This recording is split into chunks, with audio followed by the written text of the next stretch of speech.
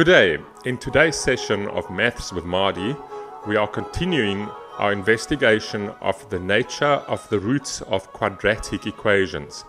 Specifically, we will look at different types of problems and methods of approaching each type. The first type is where you are simply asked to determine or find the nature of the roots of a given quadratic equation. This is the type of question dealt with in the previous lesson.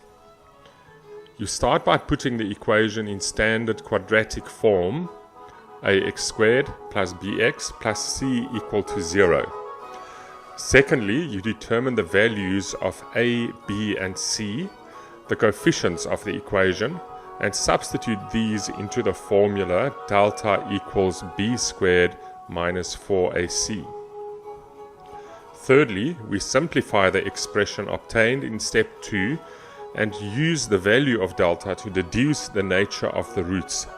For example, determine the nature of the roots of 6x squared equal to 7mx plus 5m squared, where m is greater than 0. It is important to note the verb or verbs in the question and what it points to. In this case, determine that points to the nature of the roots. These together make it clear that this is a type 1 question. Also note that m is positive and not 0, and that you are not asked to solve m. First, we put the equation in standard form by subtracting 7mx and 5m squared both sides of the equal sign, making sure that the exponents of x are descending and that one side equals 0. From this we deduce the values of the coefficients. A in front of x squared is 6, b in front of x is negative 7m, and c without x is negative 5m squared. We substitute this into the formula for delta, obtaining negative 7 all in brackets squared minus 4 times 6 times negative 5m squared. This gives us 49m squared plus 120m squared, which is 169m squared, which is a perfect square since it can be written as 13m in brackets squared. Since all squares are positive and m is not 0, it follows from the theory in the previous lesson that the roots are rational and unequal, which is our final answer. In the second type of question, the nature of the roots is given and the value of the unknown coefficient is asked. Once again, you start by putting the equation in standard form, and once again you determine the values of the coefficients a, b and c and substitute these into the formula for delta. And once again you simplify the expression obtained in step 2, so up to here the method is the same as for question type 1, but now it changes. In step 4, you use the information given about the nature of the roots to decide if delta must be 0, positive, negative, or a combination. Lastly, you combine the results of step 3 and 4 into an equation or an inequality and solve the unknown constant. Let us now look at an example of type 2.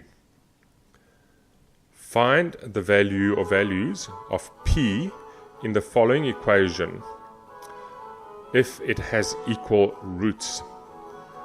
4x squared minus px plus 1 equal to negative 2x. Here we have the verb find, which points to the value of p, and has, which points to equal roots. Thus, the root nature is given and the constant value is asked, making it type 2. As noted, the first 3 steps is the same as for type 1, so we begin by arranging the terms in descending order of the exponents of x and bring all terms to one side with 0 on the other side. In this case, it is done by adding 2x both sides of the equal sign. Secondly, we will determine the values of the three coefficients. A in front of x squared is 4, b in front of x is both positive 2 and negative p, or 2 minus p, and c without x is 1. We substitute this into the delta formula, obtaining 2 minus p in brackets squared minus 4 times 1, which we simplify. The binomial in brackets squared becomes 4 minus 4p plus p squared, and the second term becomes negative 16. Adding the like terms then gives us delta is p squared minus 4p minus 12. In step 4, we use the given information, in this case equal roots, to deduce that delta is equal to 0. Lastly, we combine the results from steps 3 and 4 to get 0 is equal to p squared minus 4p minus 12, a quadratic equation which we factorize and solve to get the final answer, p equal to 6 or p equal to negative 2.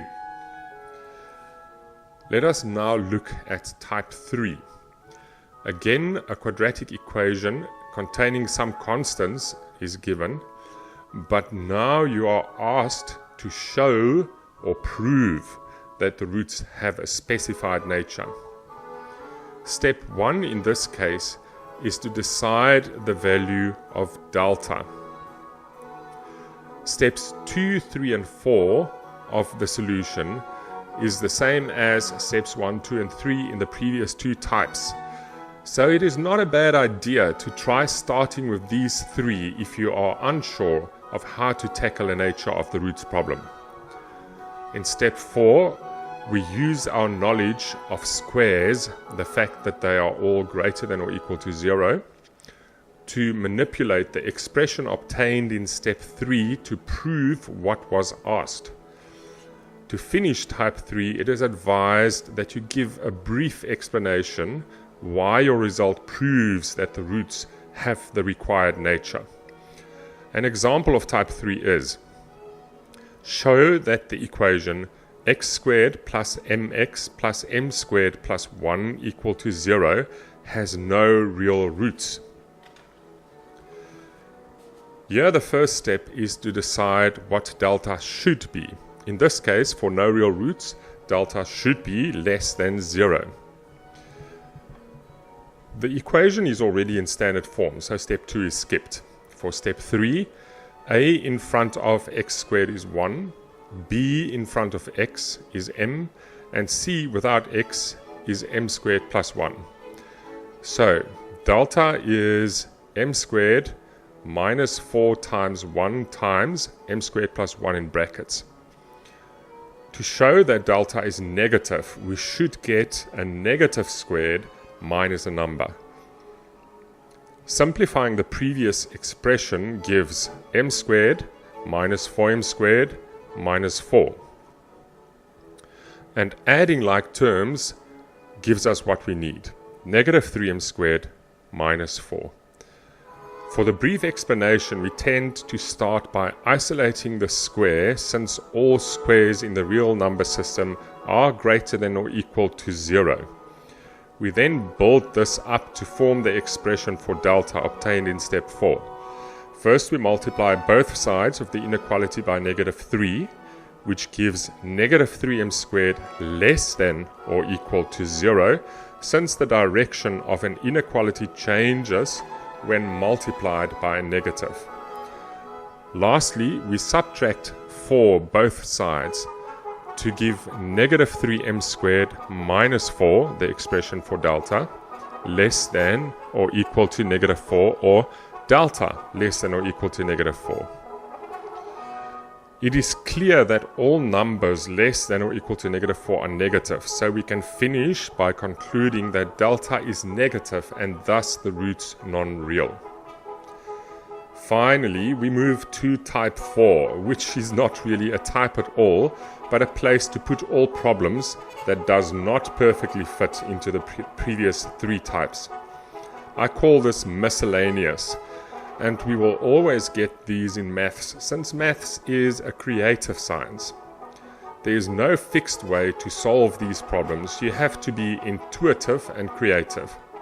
So no method is given, just one example. Remember that problems of type 4 might look very different from each other.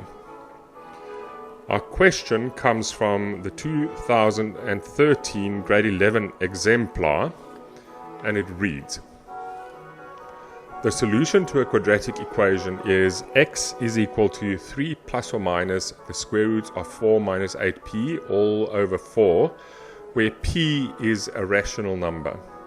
Determine the value or values of p such that. Note here that as in type 2, we must find the value of a constant, so we will solve equations or inequalities. Furthermore, the quadratic equation is not given here, but its roots are. The given roots are in the form of the quadratic formula, so we can find delta under the square root. So delta here is 4 minus 8p. 3.1.1 states that the roots are equal, thus delta is 0. Combining this with the 4 minus 8p leads to the equation 0 is equal to 4 minus 8p. We add 8p to both sides of the equation to get 8p is equal to 4, and then divide both sides by 8 to get the answer p equal to half. Lastly, 3.1.2 asks the values of p if the roots are non-real. We know this means that delta must be less than 0, and delta is still 4 minus 8p, so this leads to 4 minus 8p less than 0. Subtracting 4 both sides gives us negative 8p less than negative 4, and then we divide both sides by negative 8, which of course means that the inequality sign changes direction, and the result is p greater than negative 4 divided by negative 8, or p greater than a half. And that concludes today's lesson.